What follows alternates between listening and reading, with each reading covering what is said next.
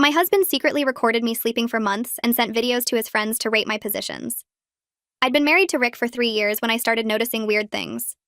We had a good marriage before this. Both worked regular jobs, him at a warehouse, me at a medical billing office.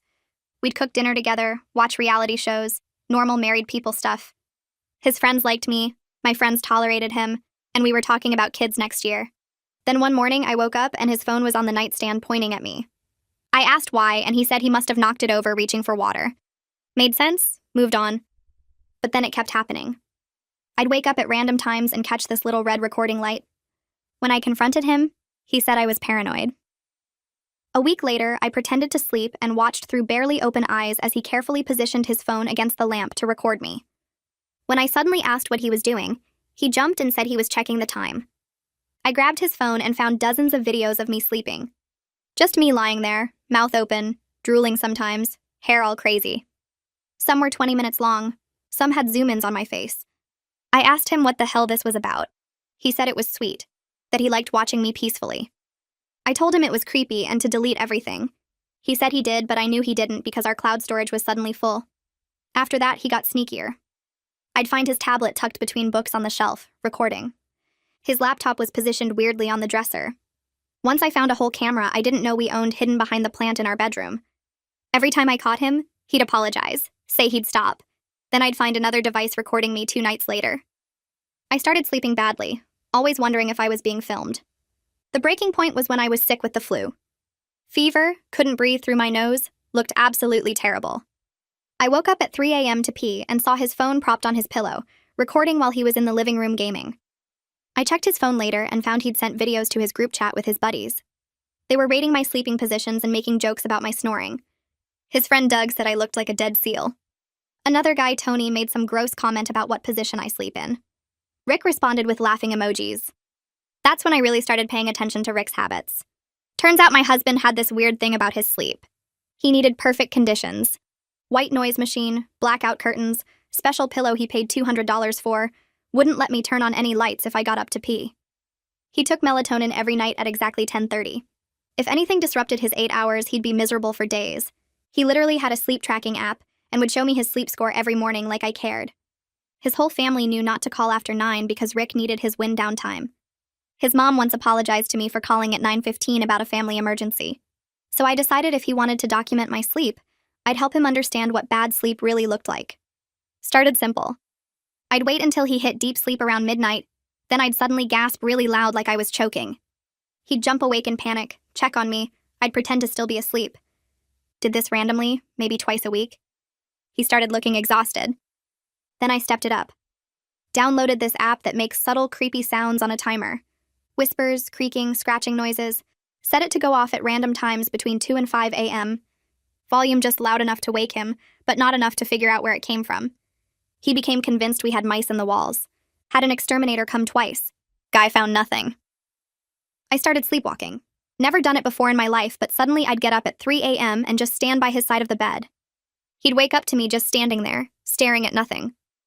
When he'd try to guide me back to bed, I'd mumble nonsense about cameras watching us. He started sleeping with one eye open. The masterpiece was when his brother Kyle was visiting. Kyle knew about the videos because he was in that group chat. Thought it was hilarious. So while they were both sleeping, I set up Rick's own camera to record him. But first, I put makeup on him while he was knocked out on his melatonin. Nothing crazy, just enough to look weird.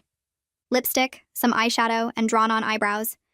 Then I recorded him sleeping like that for an hour. The next morning, I sent the video to his group chat from his phone while he was in the shower. Requested Reds is on Spotify now. Check out link in the description or comments. His phone started buzzing on the kitchen counter while water ran in the bathroom. I stood there making coffee and watched the screen light up over and over, message after message popping onto the lock screen. The preview texts were enough to see what was happening. Dude, WTF is this from someone named Brad?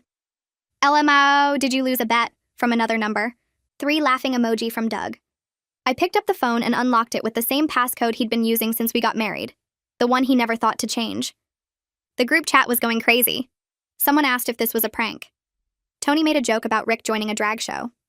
Another guy I didn't recognize posted a screenshot of Rick's sleeping face with the makeup and added, 10 out of 10 would not bang. They were ripping him apart the same way they'd ripped me apart when I was sick with the flu, drooling and congested. The shower turned off. I set the phone back down exactly where it was and went back to pouring my coffee, adding creamer slowly while my hand stayed completely steady. Rick came out of the bathroom in his work clothes, hair still damp, and reached for his phone without looking at me. He was probably planning to check his sleep score like he did every single morning. I watched his face as he picked it up and saw the notifications. His expression went from normal to confused in about 2 seconds. He unlocked the phone and started scrolling, and I could see the exact moment he understood what happened, because all the color drained out of his face. His mouth opened a little. He kept scrolling and scrolling, reading message after message, and his hands started shaking. He looked at me standing there with my coffee mug, then back at his phone, then at me again. He walked over fast and held the phone up between us. "How did you get into my phone? Did you send this?" His voice came out higher than normal. I took a sip of coffee and looked at him over the rim of the mug. "Same passcode you've had for 3 years. And yes, I sent it. Now you know how it feels to have people judge you while you're asleep and can't defend yourself." He stared at me like I'd grown a second head. "This is completely different. What I did was sweet. I was just watching you sleep because I love you. You put makeup on me and sent it to my friends to humiliate me." I set down my coffee mug harder than I meant to, and it made a loud clink against the counter. "Sweet? You recorded me without my permission for months. You sent videos of me drooling and snoring to your buddies so they could rate my body and make jokes. Doug said I looked like a dead seal. Tony made gross comments about my sleeping positions, and you responded with laughing emoji like it was the funniest thing you'd ever seen." Rick's face went from white to red. They were just joking around. Guys joke like that. It didn't mean anything. I felt something hot and sharp rise up in my chest. I never consented to being filmed. I never agreed to have strangers look at videos of my body when I was vulnerable and asleep. You violated my privacy for entertainment and shared it with people I barely know. So yeah, I made you experience a tiny fraction of what that feels like, and now you're upset because your friends are laughing at you the way you all laughed at me. He opened his mouth to respond, but nothing came out for a second. Then he said, "You've been torturing me for weeks. The sounds, the standing over me, the fake choking. Do you have any idea what that's been like? I can't sleep. I can't function. I got in trouble at work because I'm exhausted all the time. You did this on purpose to mess with my head." I grabbed the edge of the counter because my hands wanted to shake and I wouldn't let them. "You're right. I did it on purpose, because you wouldn't stop recording me no matter how many times I asked. You'd apologize and promise to delete everything, and then I'd find another camera hidden in the bedroom. You made me paranoid in my own home. I couldn't relax or sleep because I never knew if you were filming me. So I made sure you understood what it's like to not feel safe when you're trying to sleep." Rick's jaw clenched. "That's psychological torture. You deliberately prevented me from sleeping for weeks. That's abuse." The word hung in the air between us like smoke. And secretly recording someone's body without consent isn't abuse? Sharing intimate videos with your friends isn't a violation? You're only calling it torture now that you're the one who can't sleep. We stood there in the kitchen yelling at each other while his phone kept buzzing with new messages from the group chat. I brought up every time I'd found a camera and he'd lied about it. He brought up the exterminator visits and how much money we wasted because I was making fake mouse sounds. I threw back the hours I'd spent wondering if I was filmed every time I changed clothes or got out of the shower. He accused me of being vindictive and cruel. I told him he was a creep who violated his wife's privacy for months. Our voices got louder and louder until I was pretty sure the neighbors could hear every word. Neither of us would back down. Neither of us would apologize. We just kept throwing hurt at each other like weapons until we both ran out of things to say and stood there breathing hard and glaring. Rick grabbed his keys off the hook by the door. "I'm going to stay with Reese for a few days. I can't be here right now." He didn't look at me when he said it. He just walked into the bedroom and I heard him throwing clothes into a bag. I stayed in the kitchen listening to drawers opening and closing, the closet door sliding, his footsteps moving back and forth. When he came back out with his duffel bag and his work boots, he still wouldn't make eye contact. He walked past me to the door and stopped with his hand on the knob. "I don't even know who you are anymore." Then he left, and the apartment door closed behind him with a soft click that somehow felt louder than if he'd slammed it. The silence after he left felt wrong. The apartment was too quiet without his white noise machine running or his footsteps in the other room or the sound of him getting ready for work. I stood in the kitchen for a long time just staring at my cold coffee. The satisfaction I'd felt watching him read those messages was already fading into something hollow and uncomfortable in my chest. I'd wanted him to feel humiliated the way I felt humiliated. I'd wanted him to understand what he'd done to me. But now that it was done, I just felt empty. The revenge hadn't fixed anything. It hadn't made me trust him again. It hadn't erased the months of secret recordings or the comments his friends made about my body. All it did was make both of us hurt and angry, and now he was gone. I called Alina during my lunch break at work because I needed to talk to someone who wasn't involved in the whole mess. She picked up on the second ring, and I just started talking, telling her everything from the beginning. The recordings, the group chat, the revenge campaign with the sounds and the fake sleepwalking and the makeup video. I told her about the fight this morning and Rick leaving to stay with his brother. She listened to the whole thing without interrupting once. When I finally stopped talking, she was quiet for a minute. Then she said, "Okay, so he violated your privacy in a really creepy way, and that's not okay. But you've spent weeks focused on making him suffer instead of dealing with how hurt and betrayed you actually feel. And now you're both miserable and the relationship is falling apart. So what do you actually want here? Do you want to keep punishing him? Or do you want to figure out if there's anything left worth saving?" I sat there in my car in the office parking lot holding my phone and couldn't answer her question. I'd been so focused on revenge that I hadn't thought about what came after. I hadn't dealt with the actual feelings underneath all the anger. The hurt of knowing my husband filmed me without consent. The humiliation of his friends raiding my sleeping body. The violation of finding cameras hidden around our bedroom. I'd just channeled all of it into making Rick feel as bad as I felt. But Alina was right. Making him suffer hadn't healed anything. It just created more damage on top of the damage that was already there. My phone rang 2 days later while I was sitting on the couch in sweatpants eating cereal for dinner. The caller ID showed a name I recognized from Rick's group chat. Joey. I almost didn't answer because I had no idea why one of Rick's friends would be calling me directly. We'd met maybe 3 times at barbecues and barely talked. But curiosity won, and I picked up. He started talking before I could even say hello. "Hey, so I know this is weird me calling you, but I wanted to apologize for the stuff we said in the group chat about the videos. We all thought it was just Rick being an adoring husband who thought you were cute when you sleep. He made it seem innocent and funny. None of us knew he was recording you without your permission, or that you had no idea these videos existed." He paused and I heard him take a breath. "And then I heard about the sleep deprivation stuff you did to get back at him, and it made me realize this whole situation is way more serious than just stupid guy jokes. What Rick did was really messed up and we shouldn't have been laughing about it." I didn't know what to say for a second. I'd been angry at all of them for months, imagining them sitting around making jokes about my body. Hearing Joey actually apologize made something shift in my chest. "Thanks for saying that. It means something." He was quiet for a minute, then said, "For what it's worth, I think you're both pretty messed up right now. What he did was wrong. What you did back was also pretty intense. You guys need to figure out if you can fix this or if it's too broken." After we hung up, I sat there thinking about what he said. Too broken. The words kept repeating in my head. I spent the next 2 days barely sleeping in the apartment that felt contaminated by everything that happened. Every time I walked into the bedroom, I saw the spots where Rick had hidden cameras. The shelf where his tablet recorded me. The dresser where his laptop sat at a weird angle pointing at the bed.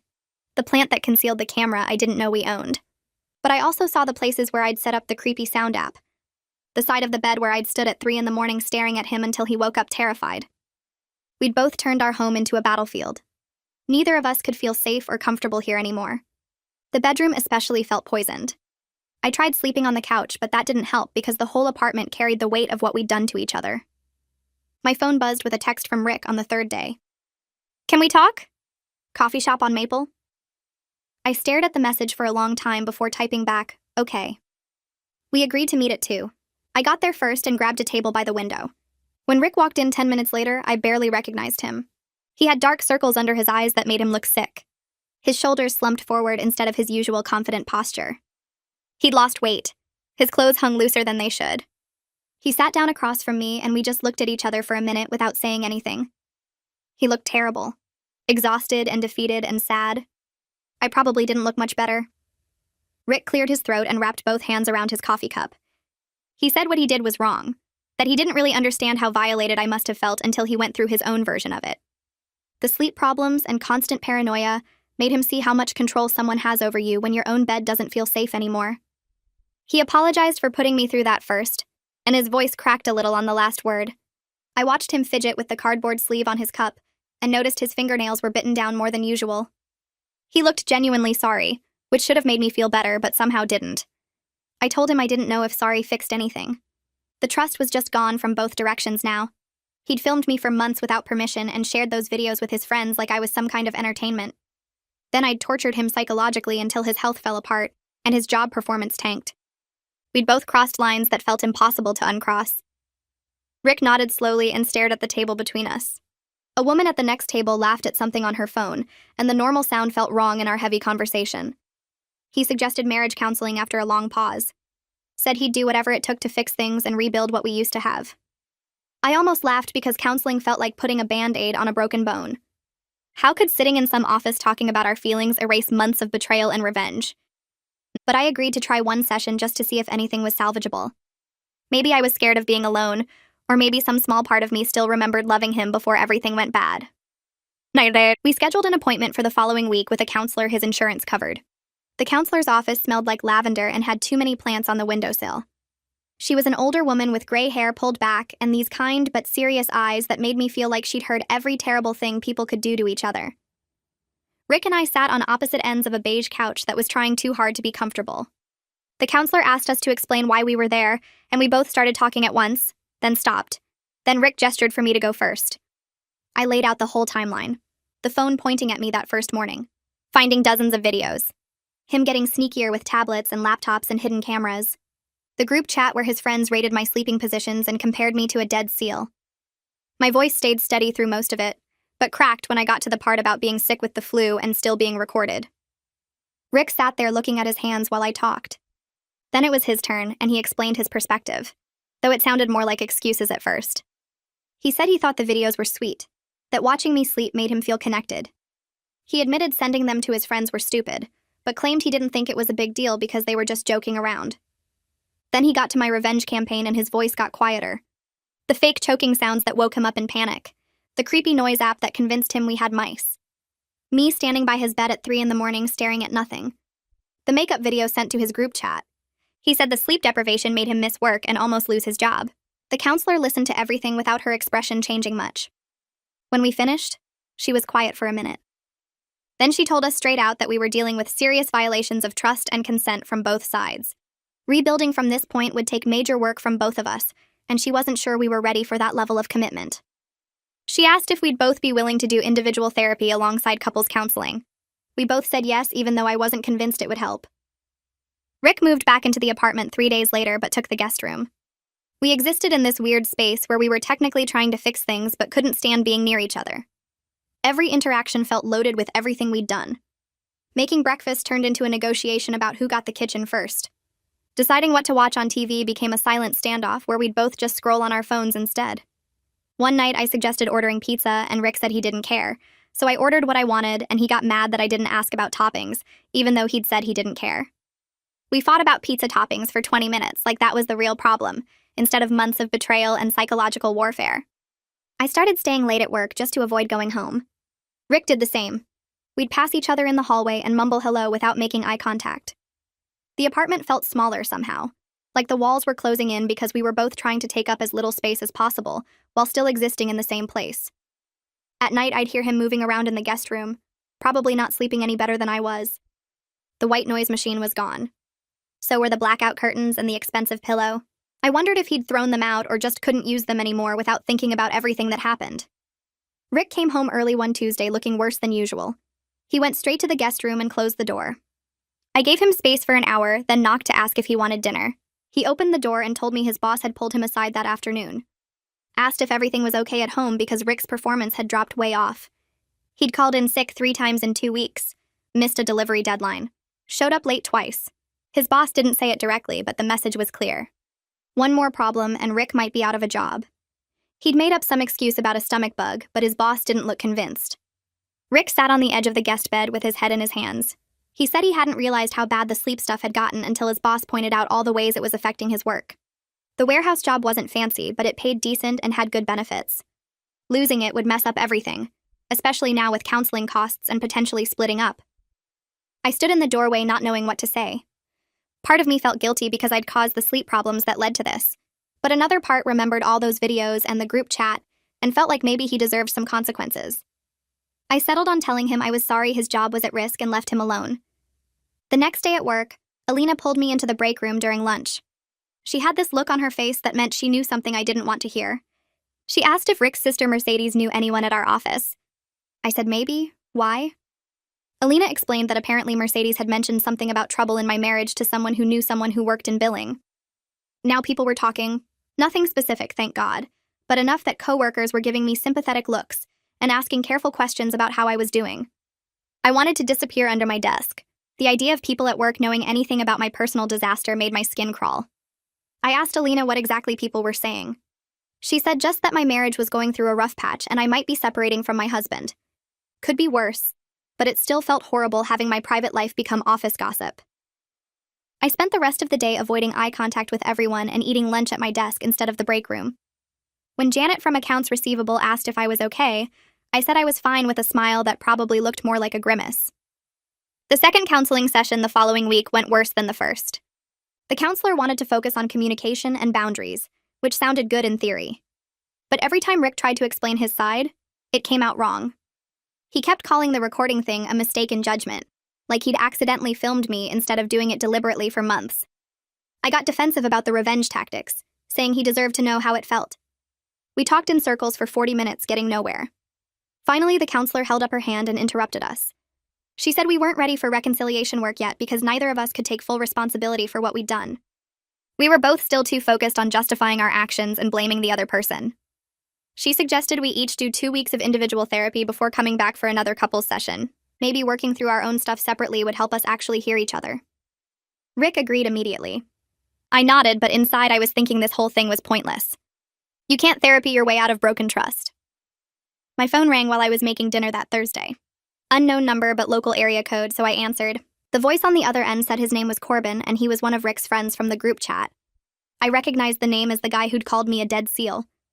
My first instinct was to hang up, but curiosity kept me on the line. Corbin started apologizing before I could say anything. He said he'd heard about everything that went down with the makeup video and the sleep revenge stuff. He wanted me to know he felt bad about the comments he'd made in the group chat. He explained that Rick always made the videos seem innocent and sweet, like he was just an adoring husband who thought I was cute when I slept. None of them realized Rick was filming without my knowledge or consent. They thought I knew about it and was okay with it, which obviously made the jokes seem less awful at the time. Hearing that I had no idea changed how Corbin saw the whole situation. He said what Rick did was creepy and wrong, and he was sorry for being part of it. I thanked him for calling because it did mean something to hear an actual apology from one of them. After we hung up, I stood in the kitchen thinking about how Rick had presented the videos to his friends. Of course he'd made it seem harmless. He probably convinced himself it was harmless too. Work got overwhelming the next week. A patient called to dispute a bill for a procedure their insurance should have covered. I pulled up their account and saw the claim had been denied for some technical reason that wasn't their fault or ours. Just insurance company nonsense. The patient was upset, and I tried to explain the situation, but they kept talking over me, getting louder. I felt tears starting and excused myself quickly, practically running to the bathroom. Locked myself in a stall and just cried. Everything felt too big and wrong. The marriage falling apart, Rick's job problems, office gossip, the counseling sessions that weren't helping. The patient's angry voice echoing in my head mixed with memories of finding those videos and Rick's friends laughing about my snoring. I couldn't stop crying even though I knew I needed to pull myself together and get back to work. Alina found me 10 minutes later. She must have noticed me leave and came to check. She talked me into taking a personal day, saying she'd cover for me with our supervisor. She drove me home even though it was the middle of her shift. Made me tea in my own kitchen while I sat on the couch feeling empty. I admitted out loud for the first time that I didn't think the marriage could be saved. The words felt huge and scary. Alina sat next to me and said that was okay, that sometimes things break too badly to fix. She stayed for 2 hours just keeping me company until I felt steady enough to be alone. That evening I sat on the couch staring at the apartment walls while Rick moved around in the kitchen making tea.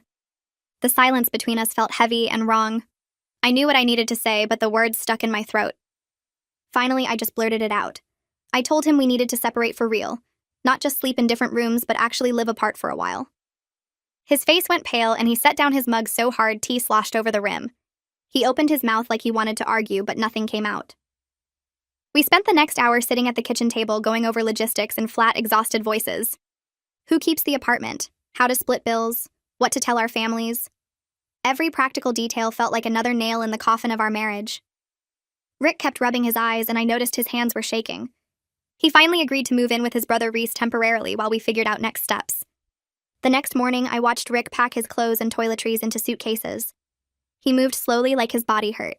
He folded each shirt carefully, and lined up his shoes in neat rows in the second suitcase. The whole thing felt surreal and final, like I was watching our marriage actually end in real time through the simple act of separating belongings. He packed his fancy pillow and the white noise machine, his sleep-tracking app charger, the melatonin bottle from the bathroom. All the things that used to annoy me now just made me sad. When he zipped up the last suitcase, the sound echoed in the quiet apartment. He stood there holding both bags, looking at me like he wanted to say something important, but couldn't find the words. Then he just walked out and closed the door behind him. The apartment felt too quiet after Rick left. I walked through each room expecting to hear his white noise machine or the sound of him moving around. The bedroom looked wrong without his stuff on the dresser. The bathroom felt empty without his toothbrush by the sink. I kept catching myself listening for him even though I knew he was gone. That first night, I couldn't sleep at all. The silence pressed down on me like a weight. I realized that despite everything, despite the recordings and the revenge and all the hurt, I'd gotten used to having him here. Now the silence was its own kind of punishment. I lay in bed staring at the ceiling, wondering if I'd made a huge mistake. Maybe we could have worked it out somehow. Maybe I'd given up too easily. But then I remembered his friends laughing at me in that group chat, and the feeling of being watched while I slept, and I knew we were too broken to fix. 3 days later, I went to the counseling session alone. Rick texted me an hour before saying he couldn't make it because of a work emergency. I almost canceled, but decided to go anyway. The counselor looked surprised when I showed up by myself.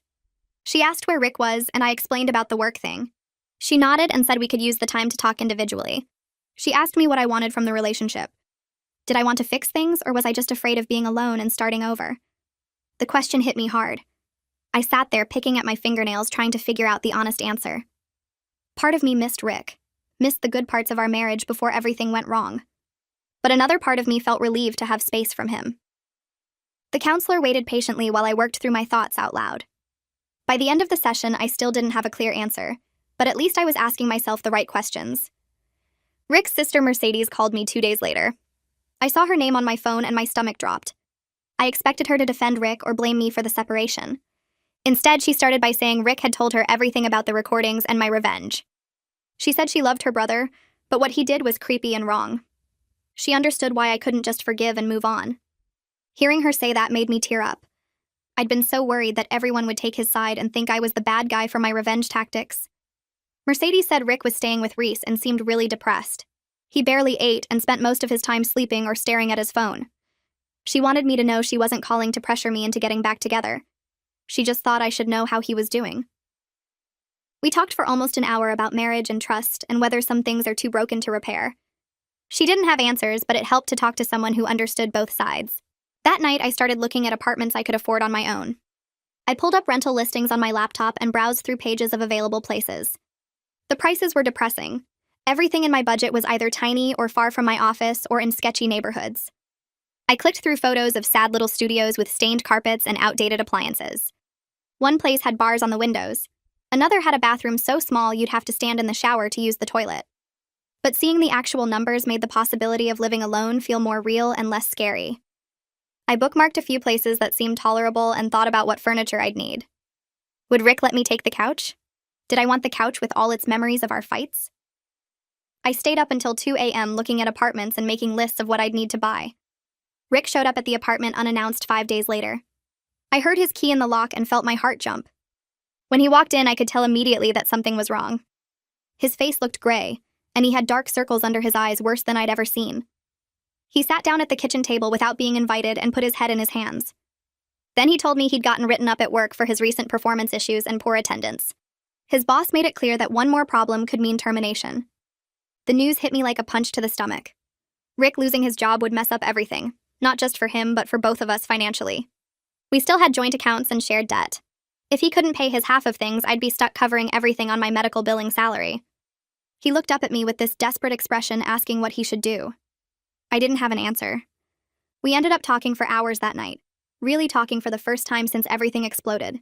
Rick admitted he started recording me because he felt disconnected from me. Watching me sleep made him feel close to me in a weird way. He said it out loud like he knew how messed up it sounded but couldn't explain it any better. He kept saying he knew it didn't excuse the violation or the fact that he shared videos without my consent. His voice broke when he talked about how stupid he'd been to send those videos to his friends. He said he never thought about how I'd feel if I found out. He just wanted his buddies to think his wife was cute or something. The explanation made me angry all over again, but at least he was finally being honest about his twisted logic. I told Rick about the full extent of the revenge campaign. I admitted details I hadn't mentioned before, like the creepy sound app and how I deliberately stood over him to trigger his paranoia. I explained how I'd planned each sleep disruption to make him as miserable as possible. He got really quiet while I talked. His face went pale and his hands started shaking. Then he told me he'd had nightmares about me standing there watching him. He'd wake up in the middle of the night at Reese's place thinking I was in the room. Hearing me admit I did it on purpose made him realize how genuinely scared he'd been during those weeks. He said he understood now what it felt like to not feel safe in your own space, to always be waiting for something bad to happen. His voice was barely a whisper when he said he was sorry for making me feel that way first. We both started crying sitting on opposite ends of the couch. We were mourning what we used to have before the recordings, and revenge destroyed it. Rick reached toward me at one point and I almost took his hand. But I pulled back at the last second and he did too. We both knew that physical comfort wouldn't fix the broken trust between us.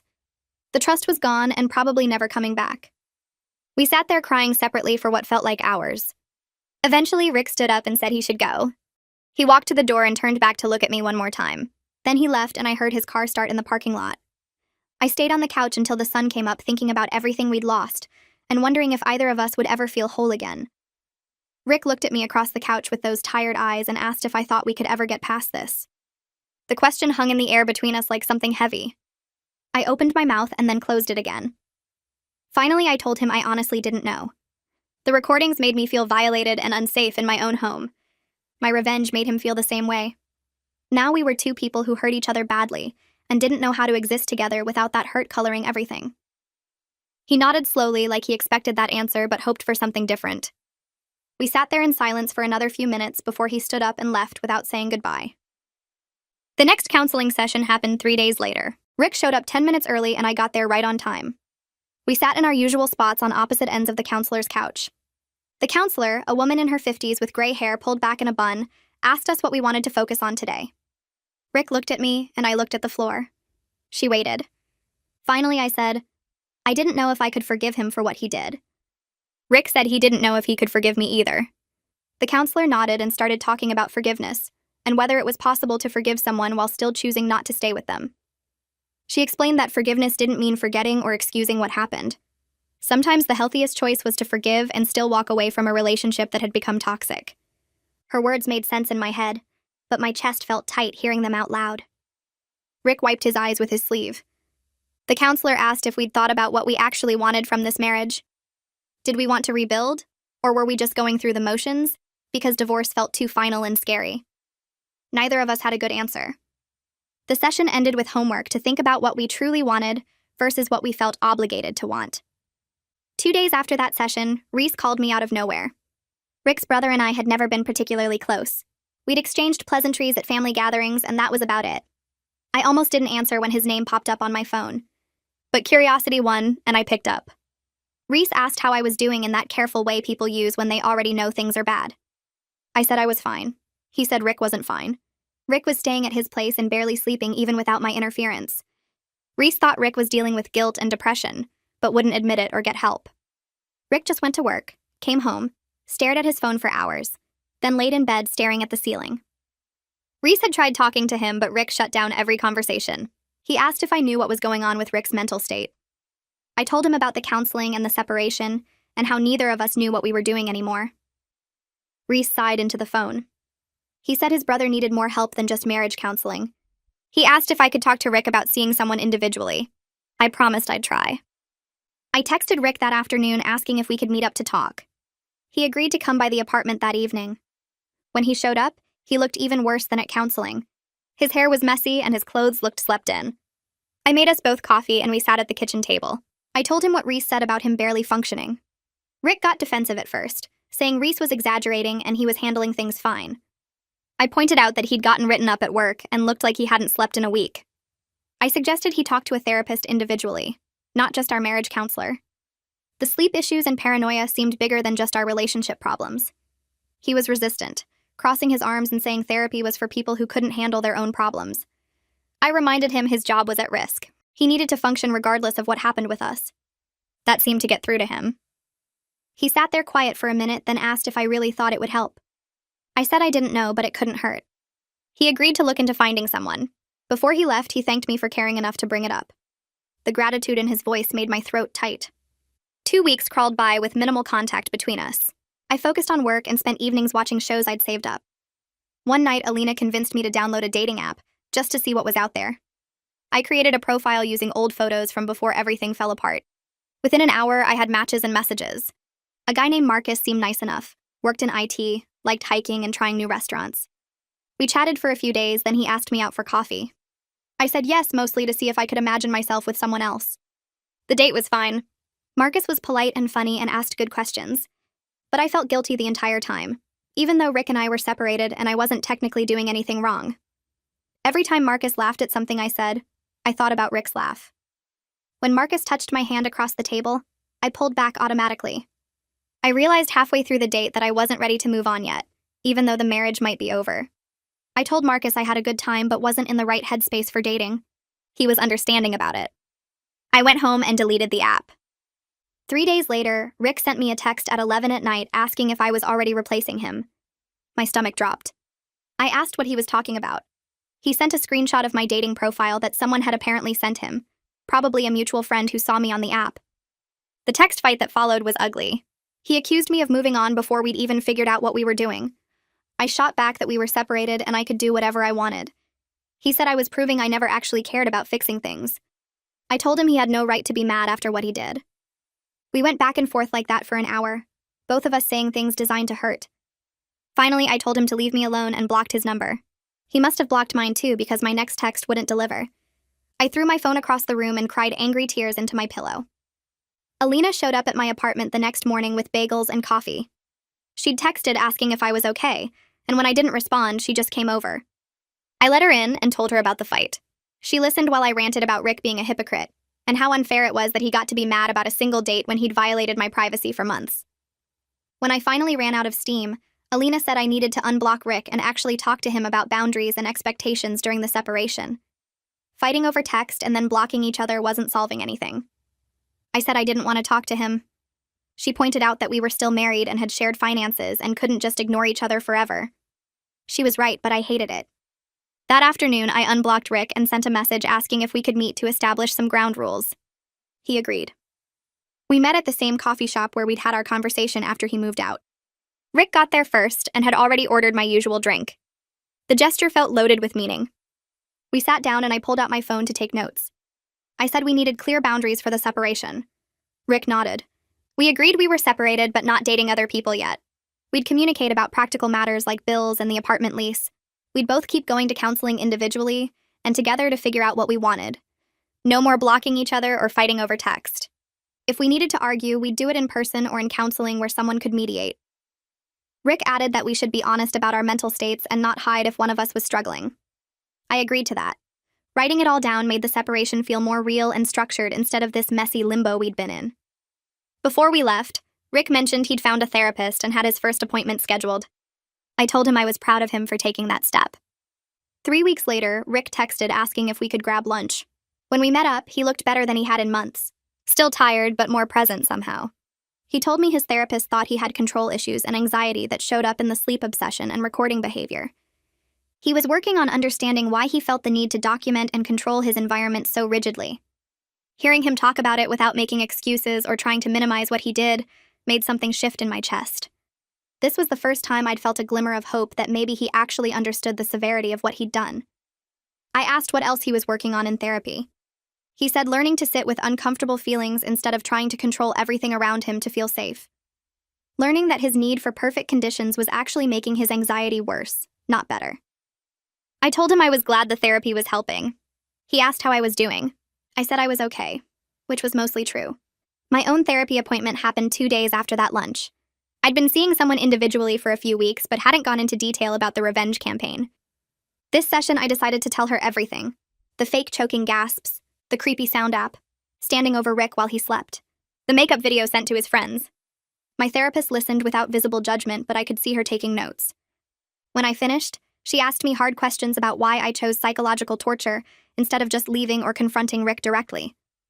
I tried to explain that I wanted him to understand how it felt. She pushed back gently. asking if I really thought making him suffer would heal my own hurt. I had to admit that part of me wanted him to suffer the way I suffered. That impulse to cause pain scared me about what kind of person I was capable of being when I was hurt. My therapist said that was an important realization. Recognizing our capacity for cruelty was the first step in making sure we didn't act on those impulses again. The session left me feeling raw and exposed. The family gathering happened because Rick's mom insisted on a Sunday dinner and wouldn't take no for an answer. Both our families were there, crowded into his parents' house. Rick and I had been avoiding family events, but his mom said it had been too long and she missed seeing us. We showed up separately, which his mom noticed immediately. Throughout dinner, people kept asking where we were living now and why we came in different cars.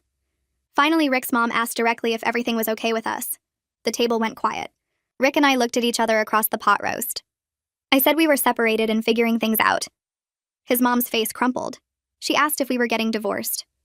Rick said we didn't know yet. My parents looked concerned but stayed quiet. Rick's sister Mercedes asked what happened. I gave a sanitized version about trust issues and needing space.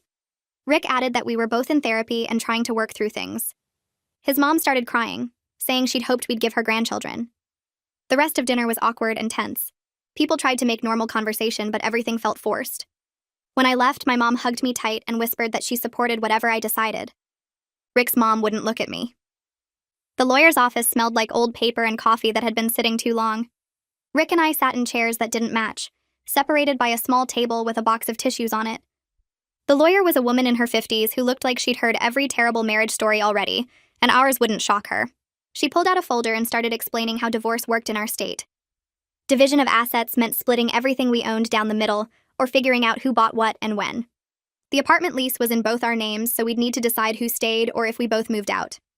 She talked about timelines, how it would take at least 6 months from filing to finalization if we agreed on everything, longer if we fought about stuff. The costs added up fast when she listed filing fees and her hourly rate and court costs. Rick asked about the house we'd been saving for, the down payment sitting in our joint savings account. She said that would be split too unless we agreed otherwise. Hearing her lay it all out in legal terms made everything feel heavy and real in a way our fights never did. This wasn't just about hurt feelings anymore. This was paperwork and signatures and dividing up the life we'd built together piece by piece.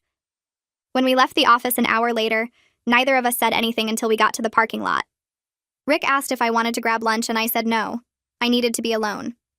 I sat in my car for 20 minutes after he drove away, staring at the steering wheel and feeling like I couldn't breathe right. I made it halfway home before I had to pull over because I was crying too hard to see the road. My hands were shaking on the steering wheel and my chest felt tight like someone was sitting on it. The lawyer's words kept playing in my head about splitting assets and finalizing the divorce and moving forward separately. I grabbed my phone and called Rick without thinking it through. He answered on the second ring and I just started crying harder when I heard his voice. I told him I wasn't ready for this, that sitting in that office made everything too real, and I didn't know if I could actually go through with ending our marriage. He was quiet for a second, then said he felt the same way after leaving. Neither of us wanted to give up completely even though we'd hurt each other so badly. We stayed on the phone for almost an hour, both of us crying and talking about how we got to this point. Rick said he'd do anything to fix things if I was willing to try. I said we needed to give counseling a real shot, not just go through the motions but actually work on our problems. We agreed to commit to 3 more months of serious therapy before making any final decisions about divorce. If we couldn't fix things in that time, at least we'd know we tried everything. When we hung up, I felt exhausted, but also like maybe there was a tiny bit of hope left.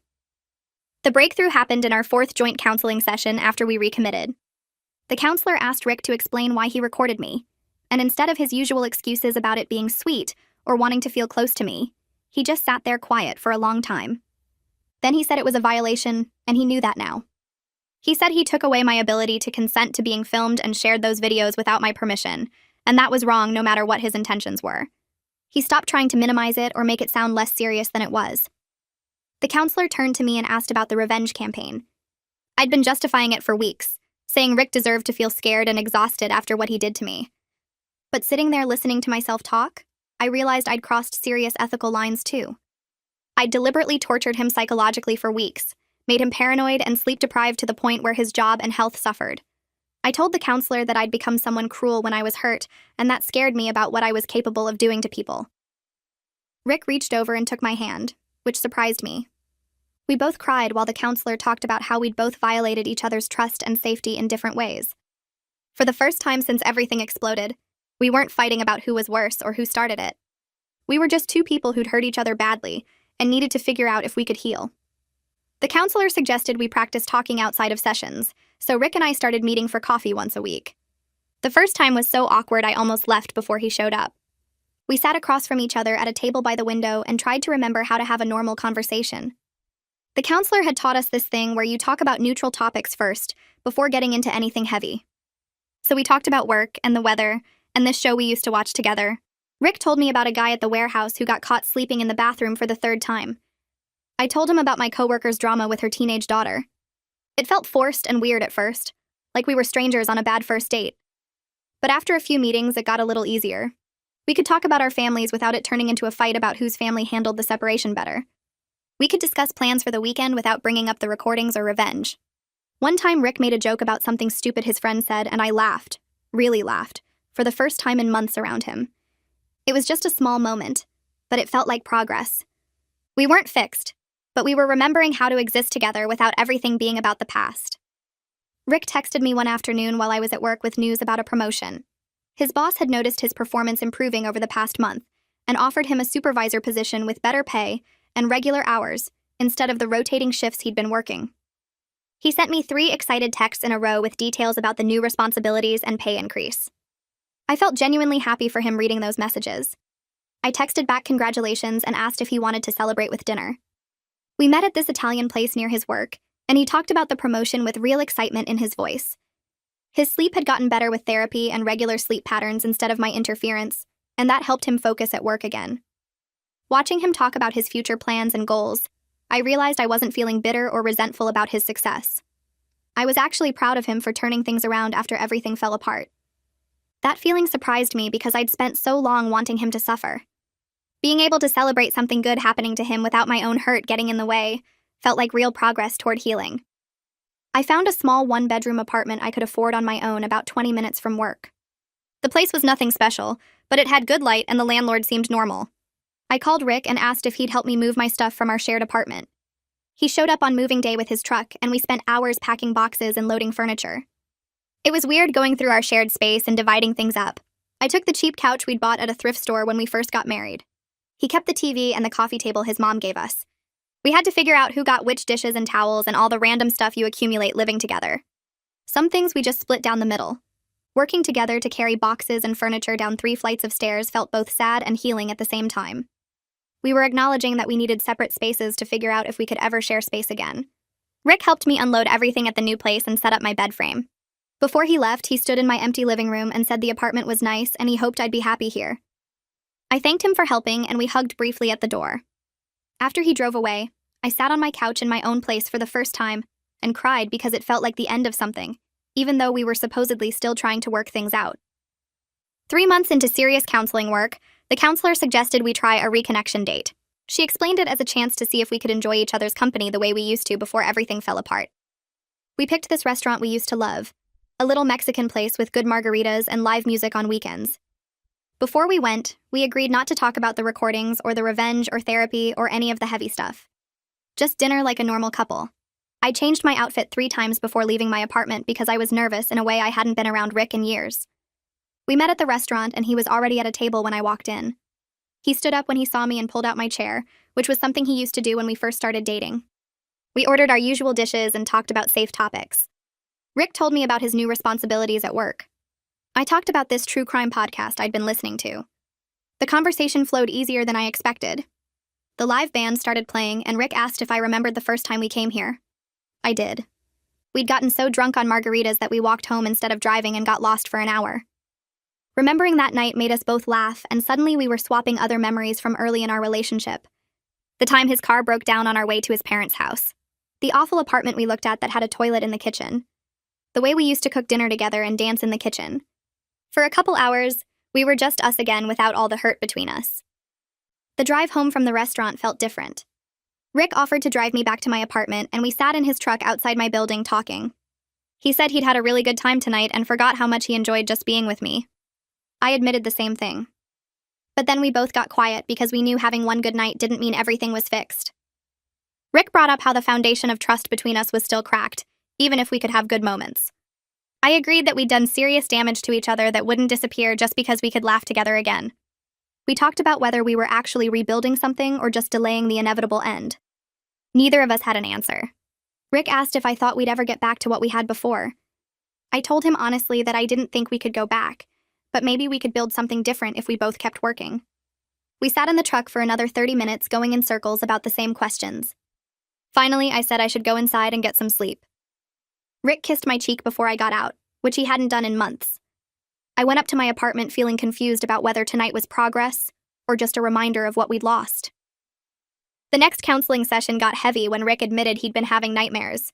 He said he kept dreaming about me standing over him watching him sleep, and even though he knew rationally I wasn't doing that anymore, the paranoia stuck with him. Sometimes he'd wake up in the middle of the night convinced someone was in his room. He'd installed extra locks on his door at his brother's place and started sleeping with a light on. Hearing him describe how my revenge affected him long-term made something shift in my chest. I'd known I scared him during those weeks, but I didn't fully understand that I'd given him actual trauma that lasted beyond the immediate revenge. The counselor asked how that made me feel, and I had to sit with the question for a minute. I felt genuinely sorry in a way I hadn't let myself feel before. I'd been so focused on justifying my actions as deserved punishment that I didn't let myself see the real harm I caused. I looked at Rick and apologized without any excuses or qualifications. Just a straight apology for traumatizing him and making him feel unsafe in his own home. He looked surprised and said thank you. The counselor pointed out this was the first time either of us had taken full responsibility without defending ourselves, and that was significant progress.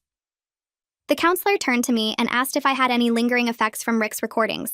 I'd been trying not to think about it too much, but once she asked, everything came up. I told them how I still check for cameras in any bedroom I'm in, even at hotels or friends' houses. My eyes automatically scan for little red recording lights or devices positioned weird. I have trouble sleeping anywhere because I'm always aware someone might be watching. Even in my own apartment where I know there are no cameras, I sometimes can't shake the feeling of being observed. I told Rick about how I bought blackout curtains and covers for my laptop camera and a device that detects hidden cameras. The paranoia became part of my daily routine in a way I couldn't seem to shake. Rick looked upset hearing all this and said he was sorry again.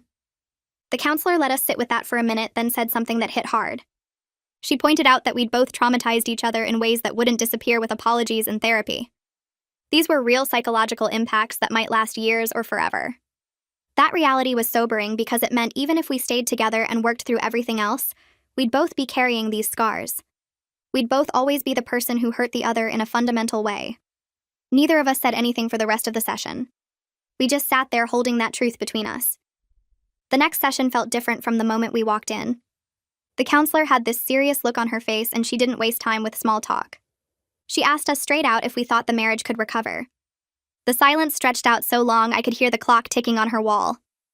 Rick shifted in his seat, cleared his throat twice, then finally spoke. He said he loved me, but didn't know if love was enough when we'd hurt each other this badly. His voice cracked a little on the word badly. I looked at my hands and agreed that maybe the healthiest thing was to let each other go and work on healing separately. Saying it out loud made it real in a way all our fights and separation hadn't. The counselor nodded slowly and said she thought that was a mature decision. She told us she'd support whatever we decided, but that continuing to hurt each other while trying to fix things wasn't helping anyone. We spent the next session talking about how to separate in the healthiest way possible. The counselor had this whole plan about maintaining boundaries during the divorce process and continuing individual therapy. She said we needed to decide if we wanted to stay in contact or go completely separate ways.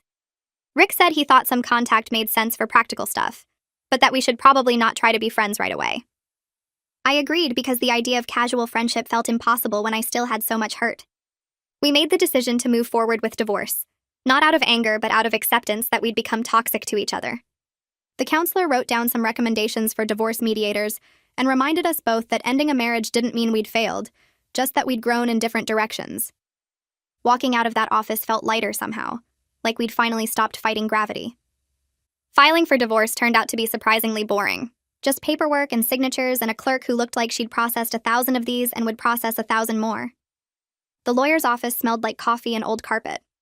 Rick and I sat next to each other filling out forms, and at one point our hands bumped reaching for the same pen. We both pulled back like we'd been shocked. The whole thing took maybe 2 hours, and then we had a court date months away. Standing outside the courthouse afterward, neither of us knew what to say. Rick suggested lunch, which seemed weird, but also necessary. We went to this diner we used to go to sometimes and talked about practical things like dividing furniture and updating our families. I told him he could have the white noise machine and the fancy pillow. He said I could keep the coffee maker since I actually used it. There was a strange peace in having made a clear decision after months of uncertainty. We weren't happy exactly, but we weren't fighting anymore either. My new apartment was small, but it was mine. I spent a whole weekend decorating and organizing and creating a space that felt entirely like me. I bought new curtains, not blackout ones, just regular curtains that let morning light in. I set up my bedroom however I wanted without worrying about someone else's sleep schedule. There were no cameras, no hidden recordings, no devices tucked in weird places. The freedom to control my own environment without considering someone else's rigid requirements felt amazing. I could turn on lights at night if I needed to pee. I could stay up late watching TV in bed. I could sleep however I wanted without wondering if someone was filming me. The first night I slept there, I woke up at 3 in the morning and just lay there enjoying the silence and the safety. No white noise machine, no paranoia, just me in my own space. I heard through Alina that Rick started dating someone new a few months later. She'd seen him at the grocery store with a woman, looking comfortable and happy. It stung when she first told me, that sharp feeling in your chest when you hear your ex moved on. But then I sat with it for a while and realized I wasn't devastated. I'd been grieving the marriage for so long that the actual end felt more like relief than loss. The woman wasn't anyone I knew, which made it easier somehow. I didn't torture myself imagining them together or comparing myself to her. I just felt this weird acceptance that Rick was living his life, and I was living mine, and those lives didn't overlap anymore. Alina asked if I was okay, and I told her honestly that I was. She looked surprised but pleased. I went on a few dates myself through a dating app. Nothing serious, just coffee or dinner with different guys to see what was out there. I found that I was way more cautious about privacy and boundaries than I used to be. On the second date with this guy named Mark, he made a joke about checking my phone and I shut that down immediately. I told potential partners up front that I needed to take things slow, and if they seemed pushy or dismissive of boundaries, I ended it right there. I'd learned to trust my instincts when something felt off instead of ignoring red flags like I did with Rick. One guy seemed great until he mentioned he had cameras in every room of his house for security. I finished my coffee and left. Maybe it was innocent, maybe not, but I wasn't taking chances anymore. The divorce got finalized on a random Tuesday in April. I took the afternoon off work to process the emotions. The hearing lasted maybe 15 minutes. The judge asked some basic questions, verified we'd agreed on everything, signed some papers, and that was it. 3 years of marriage ended in a courtroom that smelled like floor cleaner. I walked out into the spring sunshine and felt sad, but also lighter, like I'd been carrying something heavy for months and finally set it down. I sat in my car for a while just breathing. Then I called Alina and asked if she wanted to go out for dinner to mark the occasion. She said absolutely, and that she was proud of me. We went to this Italian place and I ordered wine and pasta and let myself feel whatever came up without judging it. 6 months after the divorce, I ran into Rick at the grocery store. I was in the produce section trying to figure out which apples to buy when I heard someone say my name. I turned around and there he was, looking healthy and rested. We had a brief conversation that felt surprisingly normal. He asked how I was doing. I asked about his job. He mentioned he'd moved into a new place. I told him about my promotion at work. We talked for maybe 5 minutes and I realized I didn't feel angry or hurt seeing him anymore. Just this distant fondness for someone I used to know well. He looked different somehow, more relaxed, and I wondered if I looked different to him too. We said goodbye and went our separate ways in the store, and I felt okay about it. Not happy, not sad, just okay. I started sleeping better in my own apartment. The hyper-awareness of cameras faded gradually. I stopped checking every corner and scanning for recording lights. The bedroom felt safe again. Truly safe. In a way it hadn't since I first discovered Rick's videos. I could sleep with my mouth open and my hair messy and not care because no one was watching or judging or sharing videos with their friends. Living alone helped me reclaim the privacy and peace that the recordings and revenge both destroyed. Some nights I'd wake up and just appreciate the silence and the safety. No paranoia, no fear, just sleep. I bought myself nice sheets and a comfortable pillow and made my bedroom into a place I actually wanted to be instead of a battlefield. A year after the divorce, I sat in my apartment one evening and reflected on everything that happened. We both made terrible choices that hurt each other badly. The recordings were a violation I'd never fully get over. Sometimes I still checked for cameras in hotel rooms or at friends' houses. That paranoia became part of me in a way I couldn't completely shake. And my revenge crossed lines I wasn't proud of. I'd deliberately terrorized Rick and destroyed his sleep and his sense of safety. I couldn't pretend that was okay just because he hurt me first. But I'd learned important lessons about boundaries and consent, and healthy ways to handle betrayal. I learned that revenge doesn't actually heal anything. I learned that some violations are unforgivable, and that's okay. I learned to trust my instincts and walk away when something feels wrong. The marriage ended badly, but I came out of it stronger and more aware of what I needed and deserved. 3 months after the divorce was final, my boss called me into her office, and I thought maybe I was in trouble for something. Instead, she offered me a promotion to senior billing specialist with a 15% pay raise and my own small team to manage. I said yes immediately without even thinking about it, because for the first time in years, I felt like I could handle more responsibility, instead of barely keeping my head above water. The extra money meant I could afford a nicer apartment, or save for actual vacation, instead of just surviving paycheck to paycheck.